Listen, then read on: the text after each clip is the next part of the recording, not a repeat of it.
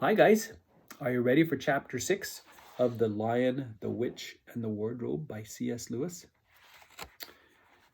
It starts out, "I wish the Macready would hurry up and take all these people away," said Susan presently. "I'm getting horribly cramped. And what a filthy smell of camphor," said Edmund. "I expect the pockets of these coats are full of it," said Susan, "to take away moths." "There's something sticking in my back," said Peter. "And isn't it cold?" said Susan. "Now that you mention it, it is cold," said Peter. "And hang it all, it's wet too. What's the matter with this place? I'm sitting on something wet. It's getting wetter every minute." He struggled to his feet. "Let's get out," said Edmund. "They've gone." "Oh," said Susan suddenly, and everyone asked her what was the matter. "I'm sitting against a tree," said Susan. "And look, it's getting light over there." "By Jove, you're right," said Peter. "And look there, and there is trees all around. And this wet stuff is snow. Why, I do believe we've got into Lucy's wood after all." And now there was no mistaking it, and all four children stood blinking in the daylight of a winter day. Behind them were coats hanging on pegs. In front of them were snow-covered trees. Peter turned at once to Lucy. "I apologize for not believing you," he said. "I'm sorry. Will you shake hands?" "Of course," said Lucy, and did. "And now," said Susan, what do we do next?" "Do," said Peter. "Why, go and explore the woods, of course." "Ah," said Susan, stamping her feet, "it's pretty cold. What about putting on some of these coats?" "They're not ours," said Peter doubtfully. "I am sure nobody would mind," said Susan. "It isn't as if we wanted to take them out of the house. We shan't take them even out of the wardrobe." "I never thought of that, Sue," said Peter. "Of course, now you put it that way, I see. No one could say you have bagged a coat as long as you leave it on the wardrobe where you found it. And I suppose this whole country is in the wardrobe." They immediately carried out Susan's very sensible plan. The coats were rather too big for them, so that they came down to their heels and looked more like royal robes than coats when they had put them on. But they all felt a good deal warmer, and each thought of the others looking better in their new get-ups and more suitable to the landscape. "We can pretend we are Arctic explorers," said Lucy. "This is going to be exciting enough without pretending," said Peter, as he began leading the way forward in the forest. There were heavy, darkish clouds overhead, and it looked as if there might be more snow before night. "I say," began Edmund presently, "oughtn't we to be bearing a little bit more to the left? That is, if we are aiming for the light post?" He had forgotten for the moment that he must pretend he had never been in the woods before. The moment the words were out of his mouth, he realized that he had given himself away. Everyone stopped. Everyone stared at him. Peter whistled. "So, you really were here," he said. "That time Lucy said she'd met you in here, and you made out she was telling lies." There was a dead silence. "Well, of all the poisonous little beasts," said Peter, and shrugged his shoulders and said no more. There seemed, indeed, no more to say, and presently the four resumed their journey, but Edmund was saying to himself, "I'll pay you all for this, you pack of stuck-up, self-satisfied prigs." "Where are we going anyway?" said Susan, chiefly for the sake of changing the subject. "I think Lou ought to be the leader," said Peter. "Goodness knows she deserves it. Where will you take us, Lou?" "What about going to see Mr. Tumnus?" said Lucy. "He's the nice fawn I told you about." Everyone agreed to this. Off they went, walking briskly and stamping their feet. Lucy proved to be a good leader. At first she wondered whether she would be able to find the way, but she recognized an odd-looking tree on one place and a stump in another, and brought them onto where the ground became uneven, and into the little valley, at last to the very door of Mr. Tumnus's cave. But there a terrible surprise awaited them. The door had been wrenched off its hinges and broken to bits. Inside, the cave was dark and cold, and had the damp feel and smell of a place that had not been lived in for several days.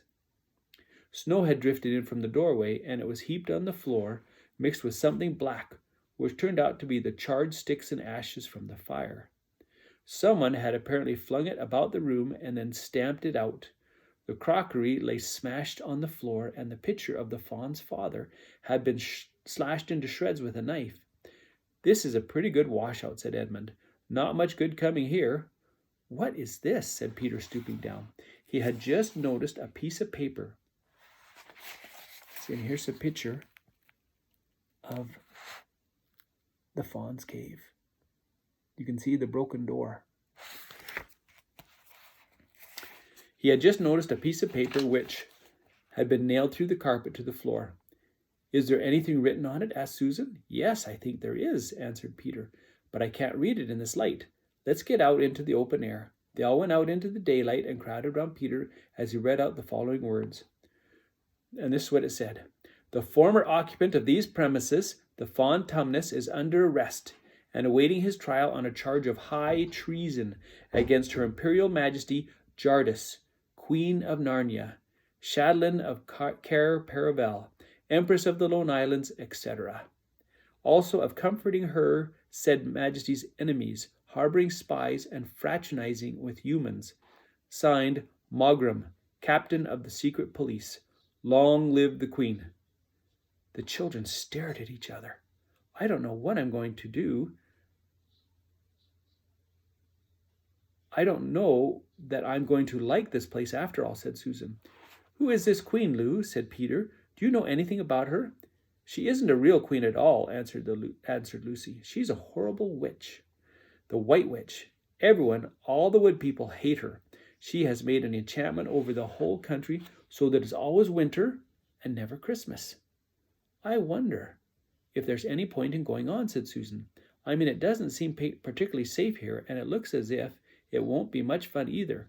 And it's getting colder every minute, and we've brought nothing to eat. What about just going home?" "Oh, but we can't, said Lucy suddenly. "Don't you see? We can't just go home. Not after this. It is all on my account that the poor fawn has got into this trouble. He hid me from the witch and showed me the way back. That's what it means by comforting the Queen's enemies and fraternizing with humans. We simply must try to rescue him." "A lot we could do," said Edmund, "when we haven't even got anything to eat." "Shut up, you," said Peter, who was still very angry with Edmund. "What do you think, Susan?" "I have a horrid feeling that Lucy is right," said Susan. "I don't want to go a step further, and I wish we'd never come, but I think we must try to do something for Mr. whatever his name is. I mean, the fawn." "That's what I feel too," said Peter. "I'm worried about having no food with us. I'd vote for going back and getting something from the larder, only there doesn't seem to be any certainty of getting into this country again when once we've got out. I think we'll have to go on." "So do I," said both girls. "If only we knew where the poor chap was in prison," said Peter. They were all still wondering what to do next when Lucy said, "Look, there's a robin with such a red breast. It's the first bird I've seen here. I say, I wonder, can birds talk in Narnia? It almost looks as if he wanted to say something to us." Then she turned to the robin and said, "Please, can you tell us where Tumnus the fawn has been taken?" As she said this, she took a step toward the bird. It at once flew away, but only as far as the next tree. There it perched and looked at them very hard, as if it understood all they had been saying. Almost without notice that they had done so, the four children went a step or two nearer to it, and at this the robin flew away again to the next tree, and once more looked at them very hard. You couldn't have found a robin with a redder chest or a brighter eye. "Do you know," said Lucy, "I really believe he means us to follow him." "I have an idea he does," said Susan. "What do you think, Peter?" "Well, we might as well try it," answered Peter. The robin appeared to understand the matter thoroughly. It kept going from tree to tree, always a few yards ahead of them, but always so near that they could easily follow it. In this way it led them on slightly downhill. Wherever the robin alighted, a little shower of snow would fall off the branch. Presently the clouds parted overhead, and the winter sun came out, and the snow all about them grew dazzlingly bright. They had been traveling in this way for about half an hour, with the two girls in front, when Edmund said to Peter, "If you're not still too high and mighty to talk to me, I've something to say which you'd better listen to." "What is it?" asked Peter. "Hush, not so loud," said Edmund. "There's no good frightening the girls. But have you realized what we're doing?" "What?" said Peter, lowering his voice to a whisper. "We're following a guide we know nothing about. How do we know which side the bird is on? Why shouldn't it be leading us into a trap?" "That's a nasty idea. Still, a robin, you know. They're good birds in all the stories I've ever read. I'm sure a robin wouldn't be on the wrong side." "If it comes to that, which is the right side, how do we know that the fawn's on the right side and the queen, yes, I know we've been told she's a witch, is on the wrong?" "We don't really know anything about either. The fawn saved Lucy.